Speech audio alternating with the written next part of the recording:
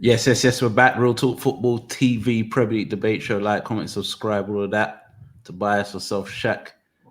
Tobias, this is feel like some bloody Man United podcast because we always talk about your shit club every single week.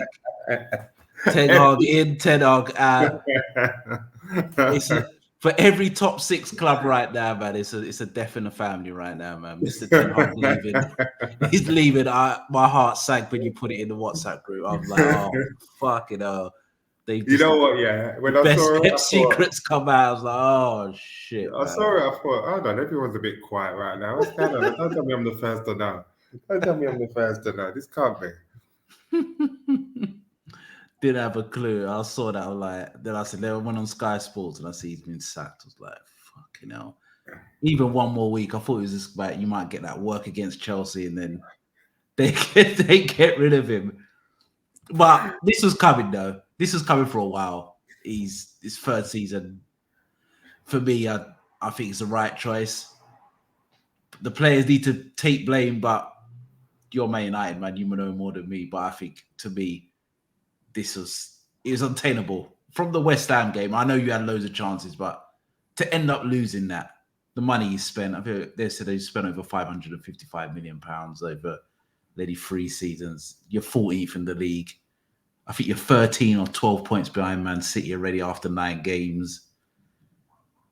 He's just breaking all records for all wrong reasons. Like, this guy has had to go just for that, bruv. Like, he's just not ready. He's not ready for that type of level of club. And I'll tell you the truth, I'm telling you, with Arne Slot coming in, a fellow Dutchman, and they're seeing what he's done with us, and they're thinking, what the hell? I'm telling you, I think the Slot coming in, that made it even worse, and how well Liverpool are doing. They're just thinking, Ineos are thinking, you know what, fuck this. Got to give him a tic tac. He was dancing with the devil for a while. Ain't gonna lie. And I think every week you've been coming on here, or we're so unreliable on this anyway. Every 2 weeks, I may say, you're coming in here asking me the age-old question: Ten Hag in, Ten Hag out, all the nonsense. I got away with it today, but I guess you'll never know what I would have said today. So it would have been an interesting one. Game of fine margins, man. I ain't gonna lie. I feel for him. I feel for him in a way, but I think everyone who looked at yesterday, irrespective of what went on and whether you thought it was a penalty or anything like that, I will say this isn't about the game or anything like that, but they've got to get rid of this VAR. It was never a penalty. I hate Man United with a passion. It was never a penalty. There is no way you get involved with that. It's so inconsistent. It's a joke. So you just got to get rid of VAR. VAR is ruining the game, man. Like it is. I didn't want it to begin with, and it's just doing what we thought. The refs are incompetent at the best of times. So putting 3 of them in a room, asking them to make decisions is crazy. So, you know what I mean? I think the most frustrating thing for me is as soon as they sort of told him to go over to the screen. It's just like, why are you wasting everyone's time? Why are you wasting 5 minutes of my life, of the game? Just give the penalty. But he didn't want to give it. I know, you could see how many times he watched it. He did not want to give it. He's looking at the screen thinking, why has this man sent me to the screen? And he didn't. But the last time we see a man do that, I haven't seen him again. I don't think I've seen that ref again. Yeah. So we know it goes. But why waste everyone's time? If you're gonna say, just tell them it's a pen and just be done with it, because you're reffing the game from behind closed doors. But what kills me? The same incident will happen next week, and they won't get a penalty. It's crazy. But I think Ineos must have gave the call to Michael Oliver. I think I've had enough. I'll just call it, just end, because Ten Hag. You see, when we equalised, I thought, is Ten Hag gonna get away with it again? He had that quality about him, but he didn't have the McTominay to call on this time around to sort of bail him out. But I like Ten Hag, and he wasn't without his faults. Don't get me wrong. He died. The only thing I got to respect about him is that he died on his sword, man. Like, I don't know how bad Rashford has to play for him to just get dropped, but he just consistently picks he just consistently picks underperforming players, and and that was his downfall in the end, which you called it. He was going to lay his hat on Rashford, and They'll like get him the sack, and I called it. and like many others have, this is the end result. And you know what? I saw on Sky Sports him getting sacked, and then I was rubbing my hands. I was thinking they're gonna get Southgate, but it looks like I was rubbing my hands because I think they're gonna make another mistake again. But it looks like Amorim's gonna be the next manager, bit like the bit like Arne Slot in the sense of most probably one of the best managers outside of the traditional big leagues. I think it's a good signing. He plays a 3-5-2, so that'd be interesting. That's crazy. That'll be interesting to see if he does. Without defense, with a 3-5-2. Well, I think it needs it because Delite flipping heck. Delite's awful, but I don't mind it, man. I don't he's terrible, mate. He's terrible, bro. He's terrible. He's terrible. I'm not hating on Delite. Yeah, he's terrible, but I don't think defensively we looked out of place yesterday. I think that at all. I just think in general, I just think he's just all over the place. I think when I see a centre half always doing last ditch sliding tackles, for me that means you're out of position every single time. And every time I watch Man United, he's always making last ditch. But bro, our turnovers, and the way we turn over the ball, and it's like 5 versus 3s all the time. I've never seen anything like it. So in that, I sympathise with him. I think that Delite's a decent player. I do. I actually do. We'll see if Amorim's if he's a part of Amorim's plans, because he just never knows. Well, he's got to be. I don't have a clue. But revert back to Harry. I don't have a clue. If he's playing 3 at the back, then you're looking Euro, Martinez, and Delite. Who else are you going to draw for? Bro, I don't know. I don't know, but in a sense of long term, next season, I don't know the budget. I don't know if he's going to be their manager. I don't know if he's going to play a 3-5-2. Think about it. These signings wasn't made by Ten Hag. It was they were. They were. Don't having that, bro. They were. That's how he was. He was part of the discussion, but this was all part of the bigger concept, wasn't it? He didn't have soul. He didn't go out and say he was offered Delite, and he took any bit. He's obviously going to bite their hand off, and he did. Yeah. So he was a part of the discussion. That's what I said. I said he was part of the discussion. So he needs to make the system of Manchester United better. And that's what in the 3 years of him being at Manchester United. System in the possession and out of possession, he still hasn't got that right in 3 years. And that's when I watch Man United, I should see some sort of progression. And we've all said on this, apart from you, that there is no progression whatsoever. So in 3 years, he's had a lot of money, and he's had transfer. I know sometimes players have come late, but I've always said it doesn't matter about the players. It's a system you could put a system in place with not even signing a player. And that's my problem with Ten Hag. And like I said, Rashford, Bruno Fernandes, these guys will get you the sack.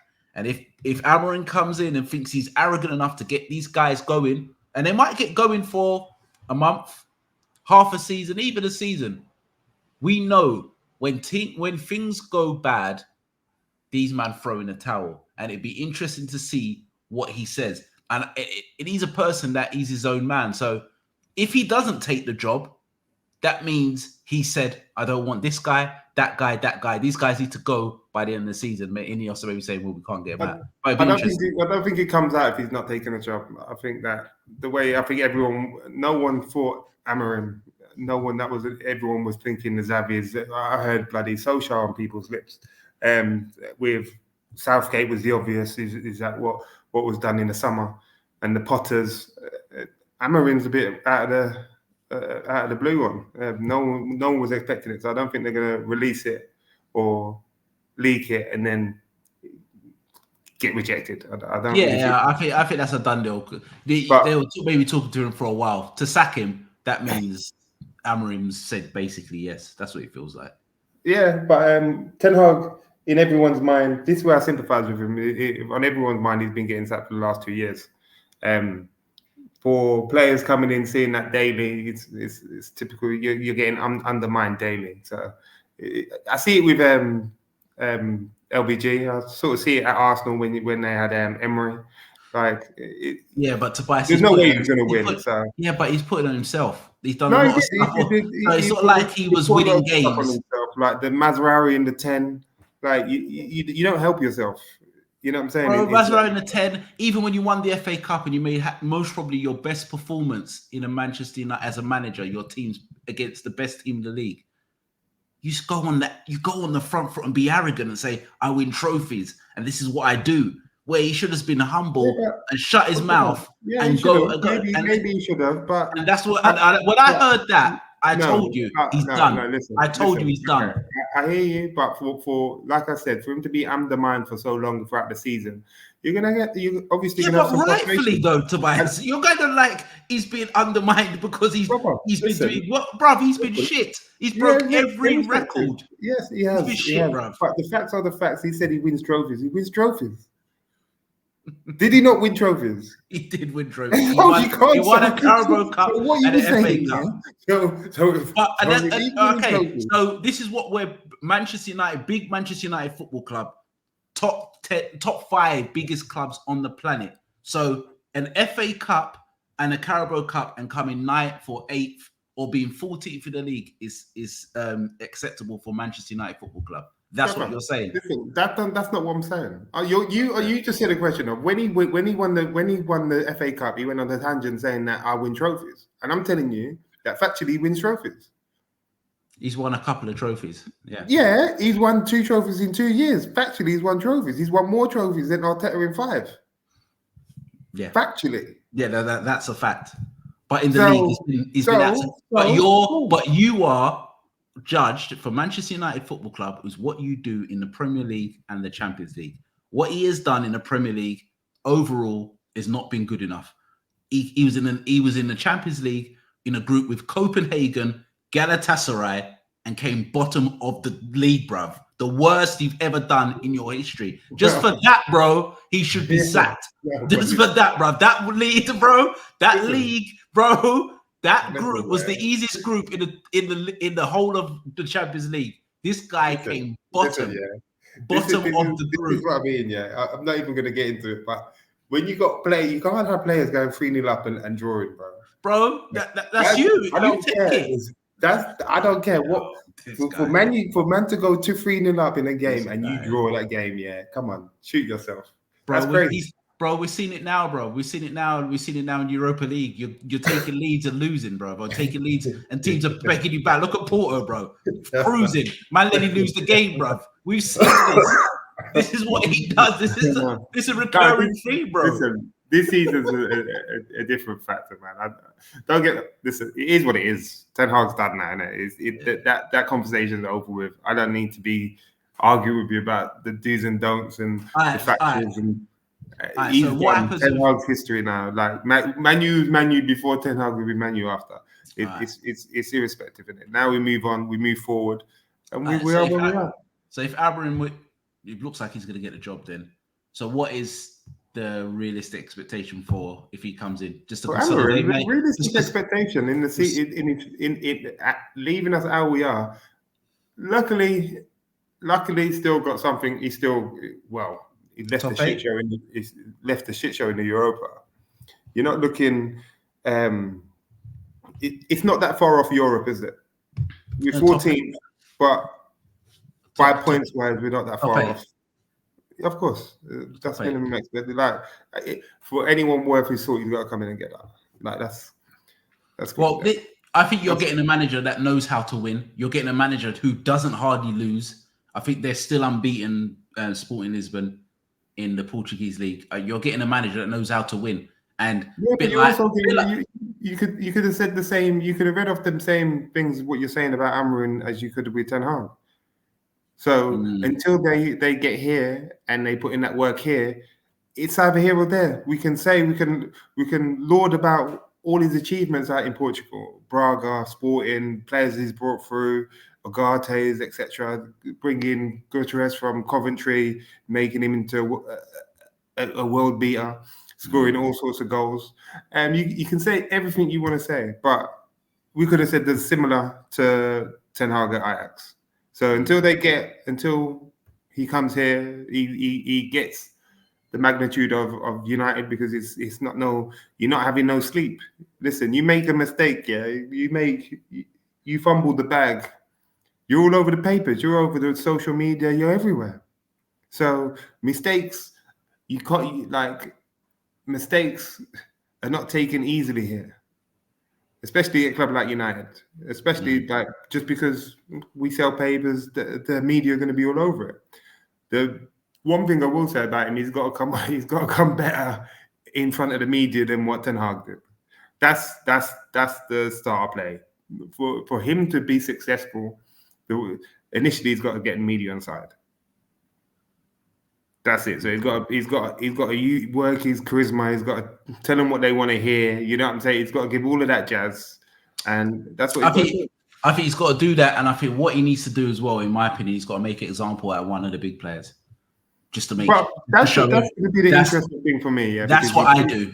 One of them's got to go. If you say he plays 3-5-2, then we know that Rashford don't like playing as a striker. Yeah. He hasn't. That's not. He thinks that's not. He wants to solely play on the left. Then that left side's no good for him no more. So he wants to play as the two up front. Then that's what he's got to do. And it would be interesting to me to see what he does. To be fair, it leaves a lot of players out of the game if he plays that 3-5-2. To be honest, where does it leave Garnacho? Where does it leave Ahmad? I don't think he can come in saying initially that may be his preferable formation. Well, that was the reason why Liverpool didn't sign him as their manager, because of the 3-5-2. The players they had didn't suit the actual style, so that's why. But the players that we have is very winger heavy. So how do you go from that to? And we have no fullbacks. No, you got fullbacks, bro. They just no. Sure. We got two fullbacks, Mazraoui and fucking Delo. What are you talking about? Yeah, but you got Shaw, you got Maseda, whatever his name is, the Black Don. Man, let's see. These men that ain't played for like 2 years. Bro, remember your words, bro. Woulda, shoulda, coulda, bro. Yeah, no, injuries, bro. Here or there. I'm saying they're there, but he's got no fullback, so he cannot play that formation. Way back, we'll see. I don't know. Unless he wants to turn one of them man into a wing back. That's here or there. But Garnacho ain't playing no fullback. The only place Garnacho can play is on the wings. I can't see him play anywhere else. I can't see him playing at no 10. No, do you know what I'm saying? That's not gonna work. Ahmad's similar. Ahmad's probably the only one I could see if he wanted to force him to play as a wing back, but then that ain't gonna work. Well, it would be interesting. It'd be interesting anyway. I think it's a good appointment. It'd just be interesting if he does play a 3-5-2. I think, like I know you said about Man United, it's different. But I think if you're a manager that knows how to win, I think he could bring that winning mentality. I think same like Arne Slot. If you look at Arne Slot's career, he's never lost 2 games in a row, and he's brought the same type of kind of mentality to Liverpool. And I think Amorim could do the same thing. I think it's a good signing. Sad day for football. Ten Hag leaving, going. Sad, man. But Tobias, last word. Ten Hag in, man. We are out.